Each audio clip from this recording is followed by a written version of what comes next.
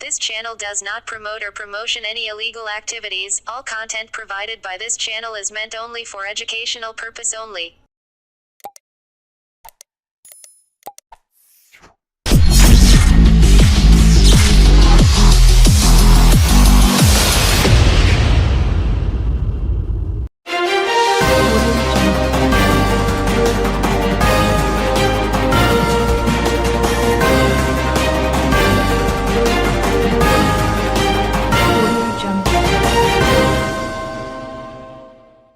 লোকসভা ভোটের আগেই বিরোধীরা বলেছিল রচনা জিতলে তাকে আর দেখা যাবে না হুগলিতে। কিন্তু হুগলির মানুষের দ্বারা নির্বাচিত হয়ে রচনা বন্দ্যোপাধ্যায় জিতে শপথ গ্রহণও সমাপ্ত হয়েছে। এখন তিনি হুগলির সাংসদ, কিন্তু সাংসদ হবার পর বিরোধীদের কথা একেবারে উল্টো প্রমাণ হচ্ছে। কখনো তিনি হাসপাতালে, কখনো স্কুলে, কখন আবার নানান অনুষ্ঠানে হুগলিতে তাকে স্বাচ্ছন্দ্যে দেখা যাচ্ছে।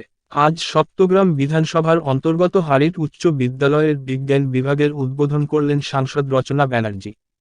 এদিন হারিট উচ্চ বিদ্যালয়ের এই অনুষ্ঠানে উপস্থিত ছিলেন সপ্তগ্রাম বিধানসভার বিধায়ক তপন দাশগুপ্ত, জেলা পরিষদের সভাধিপতি রঞ্জন ধারা সহ অন্যান্যরা। এদিন বিজ্ঞান বিভাগ উদ্বোধনের সাথে সাথে বিধায়ক তপন দাশগুপ্ত বলেন এই স্কুলের উন্নয়নের জন্য তিনি বিধায়ক তহবিল থেকে 2 লাখ টাকা দান করলেন এবং জানান আগামী বছর আরও 3 লক্ষ টাকা এই স্কুলের উন্নতির জন্য তিনি দান করবেন। একই সঙ্গে সাংসদ রচনা বন্দ্যোপাধ্যায় তার উপর দিদি নাম্বার 1 তাকে দেখার জন্য স্কুল পড়ুয়ার উচ্ছ্বাসে মেতে পড়েন। যদিও রচনা বলেন আগামী দিনে দেখব এই স্কুল সহ অন্যান্য স্কুলগুলিতে যাতে শিক্ষা ব্যবস্থার হার আরও ভালো হয়। যেখানে শিক্ষার জন্য যা দরকার আমি অবশ্যই তাদের পাশে থাকব।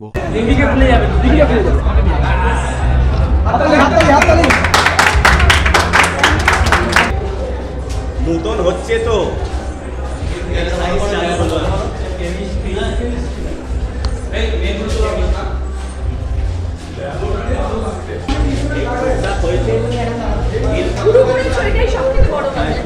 অনেক কিছু আসবে।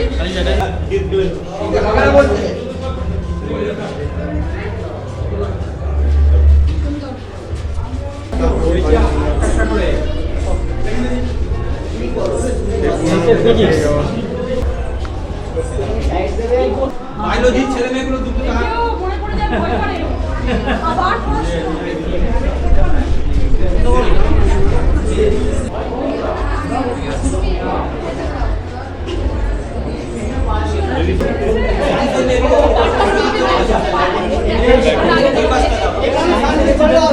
ছবি তুলবেন।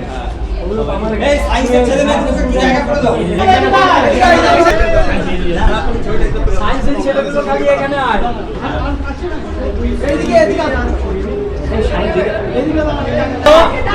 একটু জায়গাটা বড় বড়, একটু জায়গাটা বড় বড়।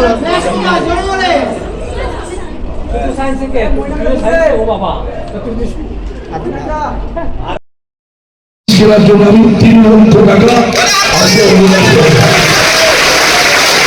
এই টাকাটা আমি হেডমাস্টারের সাথে বলবো চেক করে দিতে পারবো। আমি চেক পাঠিয়ে দেবো স্কুলে হেডমাস্টার। 25 সালে আমি আমার পাসপোর্ট করে দেবো স্কুল, যাতে স্কুলের স্টুডেন্টরা আরো ভালো করে পড়াশোনা করতে পারে। সাংসদ জানি এই বিজ্ঞান বিভাগের আজকে শপথ দেওয়া হয়। আমরা জানি 2011 সালের পর পশ্চিমবাংলার বুকে শিক্ষার উন্নয়নের জন্য এবং বিজ্ঞানের মাধ্যমে তার অঞ্চলে বিআরকে স্কুল পাচ্ছি আমরা পেয়েছি। আমাদের এই ব্লকে 4টা স্কুলে বিজ্ঞান বিভাগ খোলা হয়েছে। আমরা চাই এখানে কি সব ক্লাসের স্টুডেন্টরা আছে? কোন ক্লাস থেকে কোন ক্লাস এখানে বসে আছে? 5 থেকে 10, 12 অবধি বসে আছে এখানে। বা পড়াশোনা করতে ভালো লাগে? একদম মিথ্যে কথা। এটা প্রথম মিথ্যে কথা হয়ে গেল। এখানে ম্যাডামরা বসে আছে, দিদিমণিরা টিচাররা বসে আছে, স্যাররা বসে আছে, প্রিন্সিপাল বসে আছে। হ্যাঁ তো বলতেই হবে, তা না বলে তো কালকে ক্লাসে গিয়ে দাঁড় করে রাখবে এক পায়ে কানে হাত ধরে এরকম ভাবে। তাই বলতেই হবে সত্যি কথা বলো, পড়াশোনা করতে ভালো লাগে না? এই কারা না বললে বলতে হবে। আমি দাঁড়িয়ে কথা বলতে দিবি না, জিজ্ঞেস করো একদম লাগতো না। জোর করে আমার মা বাবা আমাকে মারতে মারতে পড়িয়েছে, পড়তেই হবে পড়তেই হবে, পড়াশোনা না করলে জীবনে কিচ্ছু হবে না, পড়াশোনা করলে সব কিছু পাবে, পড়াশোনা করলে বাড়ি হবে, পড়াশোনা করলে গাড়ি হবে, পড়াশোনা করলে ভালো জামা কাপড় পরতে পারবে। ছোটবেলা থেকে বাবা মা এই বলে আসতো। আর আমার শুধু মনে হতো যে আমি কতক্ষণে খেলতে যাব, আমি কতক্ষণে গিয়ে একটু বন্ধুদের সাথে গল্প করব, কতক্ষণে গিয়ে আমি একটু টিভি দেখবো। তখনকার দিনে টিভিটাই ছিল সব থেকে আনন্দের, তখন আমাদের মোবাইল ছিল না, তোমাদের হাতে এখন মোবাইল আছে, সবসময় তোমরা আনন্দ পাচ্ছ, কিন্তু আমাদের সে আনন্দ কখনো ছিল না। আমাদের কাছে আনন্দ ছিল হচ্ছে শনি রবিবার, যে কখন আমরা সিনেমা দেখবো, কখন আমরা বুধবার দিন চিত্রহার দেখবো, এই আনন্দ নিয়ে আমরা বড় হতাম। ওই জন্য আমাদের কাছে পড়াশোনাটাই সব কিছু ছিল। জীবনে ছিল একটা সময় পরে যে আমরা জীবনে কি করতে চাই, কিন্তু বেসিক পড়াশোনাটা আমাদের সবাইকে করতে হয়েছে, যেটা তোমাদের ইচ্ছে না থাকলেও কিন্তু করতে হবে। মা বাবার কথা শুনতে হবে, শিক্ষক শিক্ষিকা যারা আছেন তাদের কথা শুনতে হবে, এবং জীবনে অনেক বড় হতে হবে।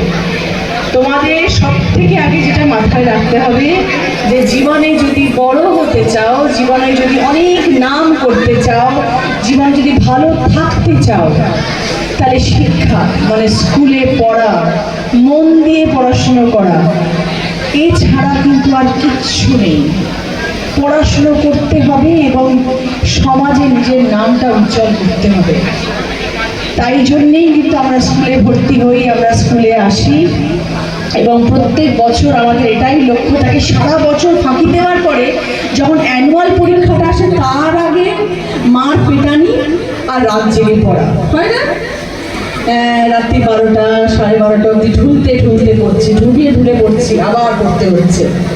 সকালবেলা উঠে স্কুলে যেতে হবে, স্কুলে গিয়ে পড়াশোনা করতে হবে, সেটা করতে হবে, আমাকেও করতে হয়েছে, আমিও করেছি, সবাই করেছে। আজকে যারা যারা এখানে বসে আছে তারা সবাই তাই করেছেন, তোমাদেরকেও সেটা করতে হবে। আজকে তোমাদের এই হাড়ি উচ্চ বিদ্যালয়ে আমি আসলাম, তোমাদের সকলের সাথে আমার দেখা হলো, আমি ভীষণ খুশি, আমার নিজের জীবনের কথা মনে পড়ে গেল তোমাদের সবাইকে দেখে। তোমাদের মতন স্কুলে যেতাম, এরকম আমার সবুজ ওড়না ছিল না, আমার নীল ওড়না ছিল, সাদা জামা নীল ওড়না, এই নিয়ে ব্যাগ নিয়ে স্কুলে যেতাম টুকটুক করে টুকটুক করে, আর বাসে উঠতাম, বাস থেকে নামতাম, দিয়ে ক্লাস করতাম, স্কুল করতাম, আবার বাস থেকে মনে হতো কতক্ষণে বেলটা বাজবে টিফিনটা খেতে যাবো, ওই 8টা ঘন্টা কখন বন্ধুদের সাথে গিয়ে গল্প করবো। তোমাদের টিফিন হয় কটার সময় হয়? 1:30। কতক্ষণ হয়? টিফিনটা খাওয়া হয় না? মিথ্যে কথা, টিফিনটা ফেরত চলে যায় বাড়িতে। যদি পছন্দের টিফিন হয় তখন খাওয়া হয়, যদি রুটি তরকারি দেয় তাহলে খাওয়া হয় না, যখন কেক বিস্কিট হয় তখন খাওয়া হয়। সত্যি কথা কি না? এগুলো সব আমি করতাম ছোটবেলায়। মা যখন রুটি তরকারি দিত একটুও ভালো লাগতো না, কিন্তু মা যখন কেক মিষ্টি দিত তখন খুব খেতে ভালো লাগতো। পড়াশোনা করতে হবে, ভালো করে পড়াশোনা করতে হবে। আজকে আমাকে এখানে আমন্ত্রিত করে নিয়ে এসছেন আমাদের সকলের ভীষণ প্রিয়, অনেক সম্মানীয় আমাদের বিধায়ক তপনদা, আমার ভীষণ প্রিয় আরও একজন ভীষণ ভালো মানুষ এবং অত্যন্ত কাছে সুভাষদা, এবং আপনাদের এখানে যারা স্কুলের কর্তৃপক্ষবৃন্দ আছেন, প্রিন্সিপাল সাহেব আছেন, সবাই আছেন, যারা যারা আমাকে এখানে আমন্ত্রিত করে নিয়ে আসছে, আমি সবাইকে ধন্যবাদ জানাচ্ছি আমাকে এখানে আমন্ত্রিত করে নিয়ে আসার জন্য। এবং তোমাদের আমি কথা দিচ্ছি যে তোমরা যদি ভালো পড়াশোনা করো, যখন তোমাদের স্কুলে বার্ষিক যখন অনুষ্ঠান হবে বা যখন তোমাদের রেজাল্ট হবে, যখন তোমরা ফার্স্ট সেকেন্ড থার্ড হবে, তখন আমি আবার তোমাদের কাছে আসবো সেই রেজাল্টটা তুলে দেওয়ার জন্য। আমি তোমাদের সাথে সবসময় আছি, সবসময় থাকবো, কারণ আমি এখন অর্ধেক সময় হুগলিতেই থাকি, আমি অর্ধেক সময় এখানে থাকি, আর আমি চুচুড়াতে থাকি। চুচুড়া থেকে আমার হারিয়ে আসতে বেশিক্ষণ সময় লাগবে না। যখনই তোমাদের কলেজে কোনো ভালো হবে, আমার সুভাষদা বলবেন, তপনদা বলবেন যে রচনা ওরা এরকম ভালো রেজাল্ট করেছে, অনেক নাম করেছে আমার হারিয়ে উচ্চ বিদ্যালয়ের ছেলে মেয়েরা, তখন তাদের পাশে এসে আমি নিশ্চয়ই থাকবো এবং নিশ্চয়ই দাঁড়াবো, এবং আমি কথা বলবো তোমাদের স্কুলের যা যা উন্নতি দরকার, তোমাদের স্কুল যাতে ভালো হয়, আরো তোমাদের ক্লাসরুম, তোমাদের স্কুল, তোমাদের মাঠ, তোমাদের খেলার জায়গা যাতে ভালো হয়, তার জন্য আমি নিশ্চয়ই দেখবো। সারাদিন পড়াশোনা করার পরে, পড়াশোনা হয়ে যাওয়ার যেই জায়গায় পড়াশোনা করছো সেই জায়গাটাও খুব সুন্দর হওয়া দরকার। দরকার এবং পড়াশোনা করার পরে যে খেলার জায়গাটা হয় সেটাও ততটাই সুন্দর হওয়া দরকার, তবেই পড়াশোনায় মনটা আসে। কারণ খেলার জায়গাটা ভালো হলে তারপর আমার ক্লাসে গিয়ে পড়ার ইচ্ছেটা থাকে।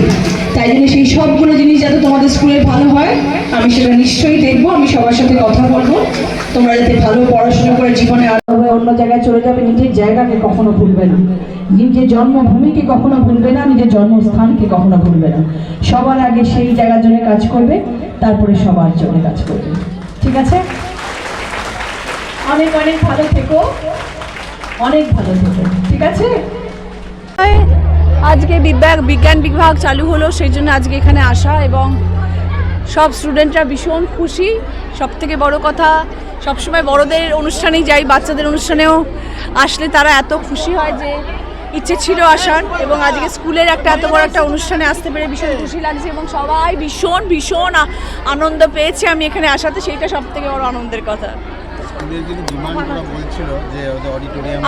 আমাদের বিধায়ক তো আছেন যিনি, হ্যাঁ নিশ্চয়ই, আমি তো এখন সবে আসলাম, আমাকে কাজ করতে সুযোগ দিতে হবে, নিশ্চয়ই কাজ হবে। সবার উন্নয়ন দেখার কাজ হচ্ছে, দায়িত্ব হচ্ছে আমার। প্লাস আমার এখানে বিধায়ক আছেন তপন দা, উনিও ভীষণ মানুষের পাশে দাঁড়ান এবং মানুষের জন্য কাজ করেন, এবং আজকে উনি সঙ্গে সঙ্গে এসে বললেন যে উনি কলেজের জন্য দান করছেন, একটা হিউজ অ্যামাউন্ট উনি বলেছেন যেটা উনি কলেজের জন্য দান করছেন, এবং যাতে কলেজের উন্নয়ন হয়। এবং আমাদেরও প্রচুর কাজ করার ইচ্ছে আছে, যেটুকু কনস্টিটুয়েন্সি আমার আছে, যে 7টা কনস্টিটুয়েন্সি, সেটাতে ধীরে ধীরে কাজ করার ইচ্ছে আছে, এবং যাতে আমাদের স্টুডেন্টসদের স্কুলে সব রকম সুবিধে তারা পায়, তাদের যাতে কোনো রকম অসুবিধে না হয়, স্পেশালি মহিলাদের, যাতে মেয়েদের যাতে কোনো রকম প্রবলেম না হয়, সেটাও আমাদের দেখার দায়িত্ব, কর্তব্য। এবং যদি সেটা টয়লেট হয়, শৌচালয় হয়, বা সেটা ক্লাসরুম হোক, বা সেটা যাই হোক না কেন, সেটা আমরা আলোচনা করে দেখে নিশ্চয়ই তাদের জন্য করব। দিদি, এমপি ল্যাডের টাকা তো পাবেন এবার, যেটা কোনো প্রায়োরিটি ভিত্তিতে কোনো কোনটা খরচ বেশি আগে করা দরকার আছে? একদম নিশ্চয়ই সবকটা জেলার সাথে বসে কথা বলে, সব থেকে বড় কথা হচ্ছে মানুষের সাথে কথা বলা। আমি মানুষের সাথে আগে কথা বলবো যে তাদের কি প্রয়োজন। অনেকে অনেক কথা বলবে, কিন্তু আমাদের ফান্ড তো যতটুকু আছে, যতটুকু লিমিটেড ফান্ড আমাদের এমপি ল্যাডের থাকে, সেই ফান্ড নিয়ে আমাদের যতটুকু করা সম্ভব আমরা সেইটুকুই করতে পারবো। আমরা একদম আকাশচুম্বী জিনিস তো আমরা করতে পারবো না, সম্ভব হয় না সেইটুকু ফান্ড নিয়ে। বাট আমাকে আগে জানতে হবে মানুষের কাছ থেকে যে তাদের কি প্রয়োজন, তাদের কি হলে আগে তাদের সুবিধে হয় দৈনন্দিন জীবনে, সেটা আগে দেখে তারপর সেই অনুযায়ী এমপিআর টাকা খরচা হবে। আপনার সংসদ এলাকা গুপ্তিপাড়া থেকে চন্দননগর, এটা বিস্তীর্ণ এলাকায় গঙ্গা রয়েছে, সেখানে দেখো সেটা এমপিআর টাকায় সম্ভব নয়, গলি পড়ে অনেক জায়গায় চড়া হয়েছে, এটা নিয়ে কি সংসদে বলা দরকার? আগে তো ভাঙন নিয়ে বলতে হবে, কারণ মানুষের ঘর চলে যাচ্ছে তাতে, এবং প্রচুর মানুষ তাতে এফেক্টেড হচ্ছে। সেটা নিয়ে তো আগে আমার কথা তুলতে হবে, এবং সেটা নিয়ে আগে দেখতে হবে কতটা সেটা সম্ভব। যদিও আমরা সবাই জানি যে গঙ্গার ভাঙন 100% রোধ করা সম্ভব নয়, ন্যাচারাল ক্যালামিটিকে তুমি লড়াই করতে পারো না, কিন্তু তার সাথেও তার জন্যও যে যতটুকু সম্ভব সেইটুকু প্রোটেকশন যদি আমরা দিতে পারি, তার জন্য আমরা যত সম্ভব চেষ্টা করব, এবং সেই নিয়ে কথাও উঠাতে হবে, কাজ করতে হবে। বলাগড় তথা আমাদের যেসব জায়গা গঙ্গার ভাঙন এফেক্টেড, সেই সব জায়গা নিয়ে আমাদের কাজ শুরু করতে হবে। আপনার লোকসভার মধ্যে অনেক স্কুল বন্ধ হয়ে যাচ্ছে, সেগুলো নিয়ে কিছু ভাবনা চিন্তা করবেন? দেখা যাক, সেটা নিয়েও আলোচনা করতে হবে, সেটাও দেখতে হবে। এখন আমার কাছে সেই লিস্ট আসেনি, সেই লিস্টটা নিয়ে আমাদের বসতে হবে, অফিসে বসে কাজ শুরু করতে হবে। এখন আমি দিল্লির সেশন নিয়ে এত ব্যস্ত হয়ে রয়েছি যে আমি এখনও অফিসে বসে কাজ শুরু করে উঠতে পারিনি, কিন্তু এবার শুরু করতে হবে, বাজেট সেশন শেষ হলে তারপরে। বলছি, আপনার সাংসদ মানে মনোমৈত্রের বিরুদ্ধে একটা অভিযোগ হয়েছে, কি বলবেন এই বিষয়ে? কি অভিযোগ হয়েছে? ওই যে একজন সাংসদের বিরুদ্ধে উনি বলেছেন। আমি এখন নিজের কাজ নিয়ে এত ব্যস্ত যে আমি অন্য মানুষের সম্বন্ধে এই মুহূর্তে কোনো কমেন্ট করতে চাই না। সেটা তো দল আছে, দল নিশ্চয়ই দেখবেন কোনটা ঠিক কোনটা ভুল, কার কোন বক্তব্য ঠিক হচ্ছে কি হচ্ছে না। মানুষ অনেক সময় অনেক রকম পরিস্থিতিতে অনেক রকমের কথা বলে, সেটাকে ধরলে হবে না, কারণ সেই সিচুয়েশন মানুষকে কোন জায়গায় নিয়ে যায়, বা সেই সময় মানুষের টেম্পারামেন্ট কী থাকে, সেই অনুযায়ী মানুষ কথা বলে ফেলে অনেক সময়। কিন্তু সেটা নিয়ে কোনো রকমের মনে হয় মন্তব্য করা উচিত না, কারণ যথেষ্ট স্পষ্ট বক্তা মৌমৈত্র, এবং আমরা সবাই তার বক্তব্য শুনতে পছন্দ করি, এবং সে জোর গলায় তার জেলা তথা পশ্চিমবাংলা নিয়ে যথেষ্ট ভালো কথা বলেন। হয়তো একটা দুটো এদিক ওদিক কথা হয়ে যেতে পারে, সেটা নিয়ে কোনো রকম মন্তব্য করা উচিত নয়। But she is a fighter, she has come back again and she will do good work also.